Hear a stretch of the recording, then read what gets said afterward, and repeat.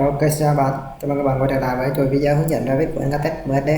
Thì hôm nay thì chúng tôi sẽ đi tiếp hướng dẫn cho các bạn sử dụng add-in để triển khai hệ thống thang mang cấp trong một tầng trong một tầng. Đấy, ví dụ như đây tôi có một cái tầng tầng 6 đấy thì tôi sẽ triển khai hệ thống thang mang cấp cho nó. Rồi thì đầu tiên thì trước tiên là chúng ta sẽ là triển khai ống trục đứng ống đứng. Thì bạn cũng chọn cho tôi là add-in này, rồi add cho tôi cái vertical chọn cho tôi vertical map, được chưa? Rồi thì ở đấy thì các bạn sẽ chọn cấp một trace này, đúng không? Rồi bao nhiêu, kích thước bao nhiêu? 250 đối với hệ định nhẹ, 250. Rồi chọn cho nó là ladder, đúng không? Về ladder đây, không có LV LV ladder chưa có, đúng không? Thì mình cứ lấy thằng em ladder này thay thế đi. Rồi pick từ tầng 6F đến 7F, đúng không? 7F. Rồi không đi, rồi apply. Việc của bạn gì nữa, pick vào đây đó, nó đang để là 200 này chỉnh lại cho mình bao nhiêu, 250 50 đấy, được chưa? Rồi ở lại vào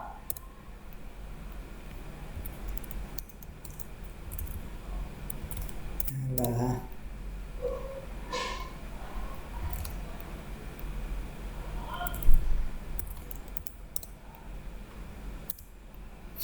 đấy, ladder, đúng không? Edit, các bạn có thể là duplicate thằng này lên, đặt cho nó là LV LV ladder. Ok, LV. Rồi tiếp đến đó thằng 300 x 50, đúng không? 350 đó, LV, đúng không? Apply, đặt tay cái 350 đó, AL đấy.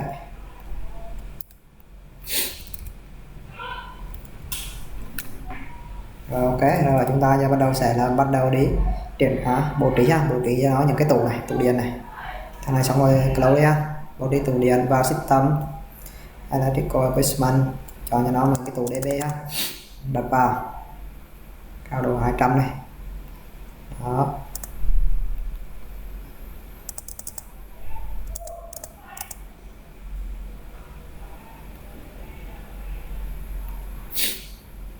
Tủ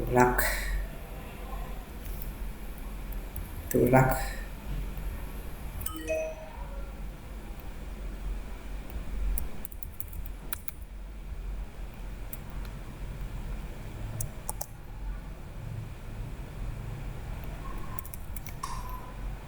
cho nó 1,3 đấy Rồi tạm thời ẩn những thằng này đi. Rồi các bạn bắt đầu đi ra trước đi mang cáp ra trước. Mang cáp ra thì các bạn đó sử dụng cho tôi là cái pick line này pick line để pick này đó. Pick line đầu tiên thì ta sẽ chọn cho nó là cáp một tray, đúng không? Rồi đi LV trước, cao độ bao nhiêu? LV thì cao độ 5.000, tầng 6 300 100, đúng không? 300 100 đi mang cáp nhé, đi mang cáp. Rồi mình sẽ đi chọn là size thay vì center này, bởi vì mang cáp của mình không có center thì mình sẽ đi size pick. Ok, chọn vào này đó, yeah.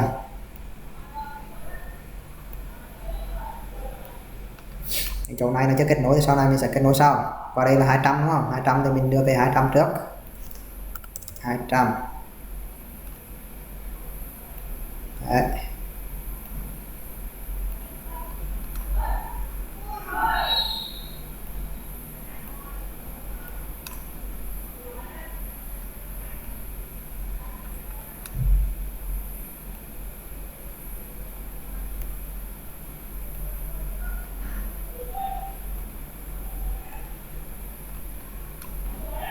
Dạ, tăng lên đây đã nhá. Rồi cho nó view 3D đi ha, cho nó view 3D.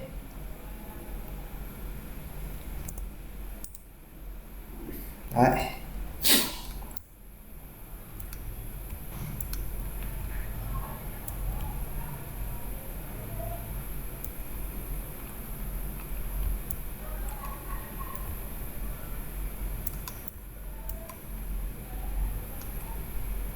chưa các bạn? Đó,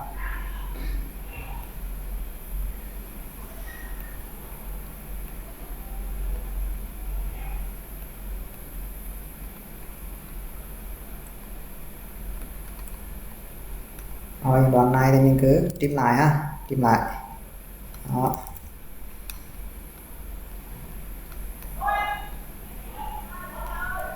slip cắt thằng này ra ha.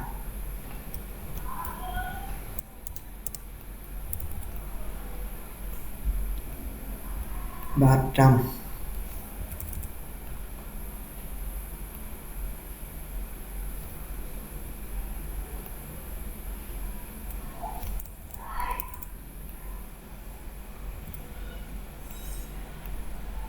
Reducer.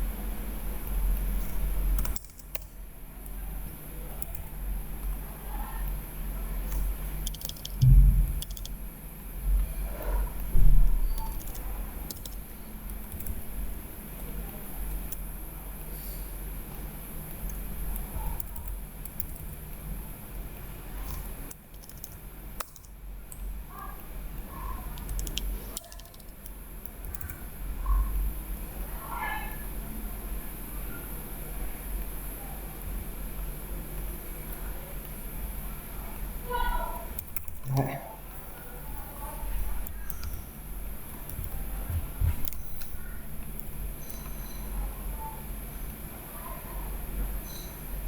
Rồi cái này sắp tí là mình chỉnh sau ha. Rồi tiếp, nó là 200 đúng không? Pick.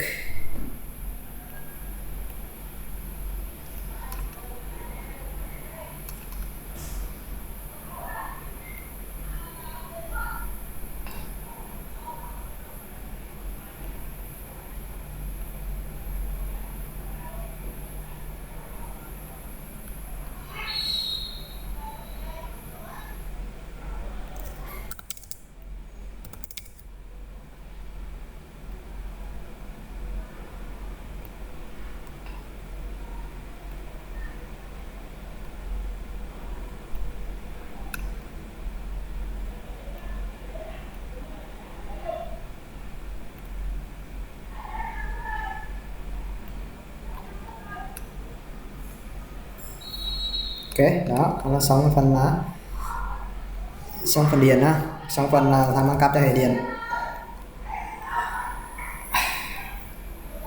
Thì ở đây thì các bạn sẽ extend nó vào ha, extend nó vào. Ví dụ như vị trí này này ha, vị trí này, chọn vào đấy, extend. Đấy. Rồi tiếp theo là hệ định nhà đúng không? Định nhà là 5300. 200 100 đúng không? 200 100 250 250. Ok chưa? 250 5.300 đúng không? 5.300. Rồi. Biết rồi. Chọn cho nó là LV này ha, LV. Pick. Đó. 250.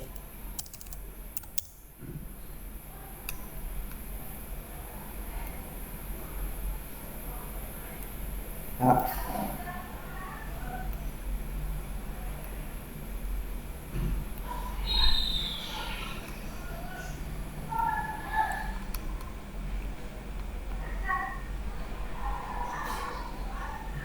Luôn đấy.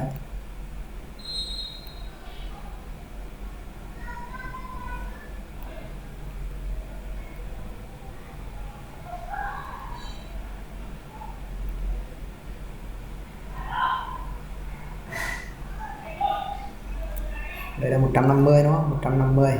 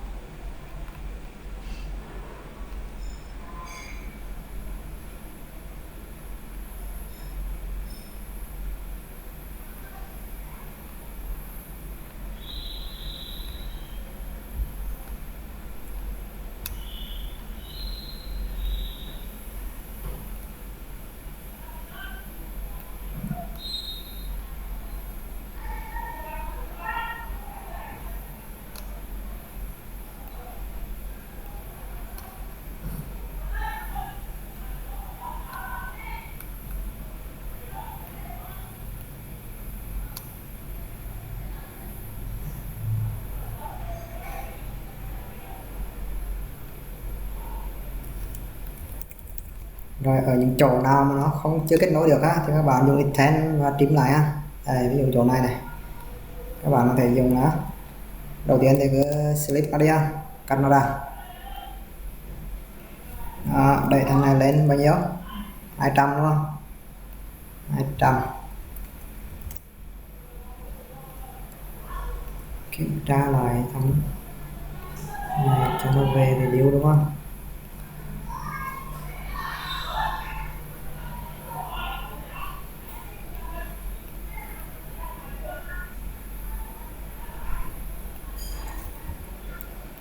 Trăm.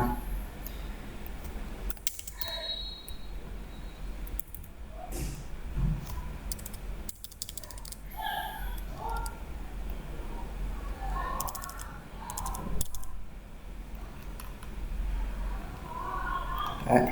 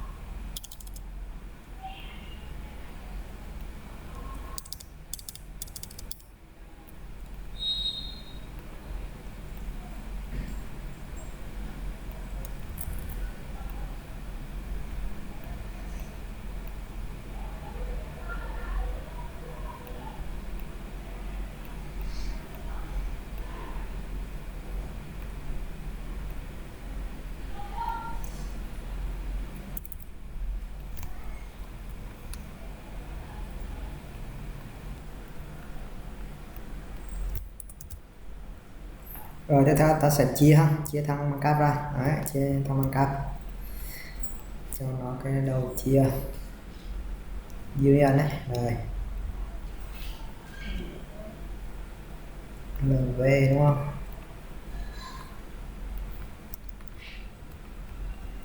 union mình chia thì mình dùng smart union này ha. Thằng bằng cáp thì khoảng cách là 2.500. Ok, thì việc chọn thôi ha, chọn những cái thằng này đó.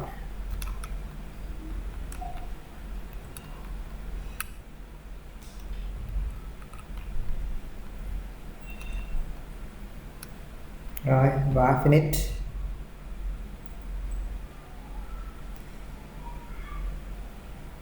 Đó, thấy không, từ chia này ha, còn nối bằng cáp này. Rồi tiếp Smart Union. Ok. Đó, đi nhà này.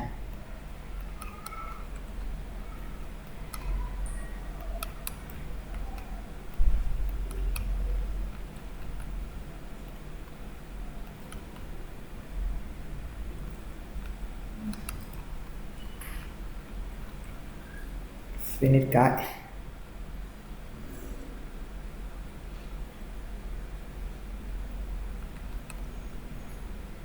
Rồi ok chưa, đó rải nhân về thôi ha, rải nhân đây. Đó, khoảng cách là 2,5 mét ha.